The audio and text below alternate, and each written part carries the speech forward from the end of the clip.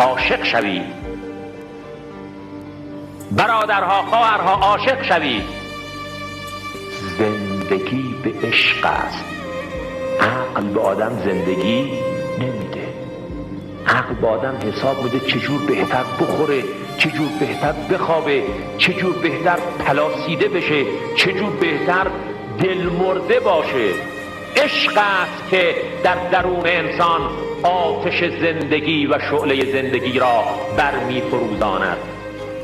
مسلمان عاشق است، عاشق خداست، عاشق حق است، عاشق عدل است، عاشق انسان شدن است، عاشق ملکوت است.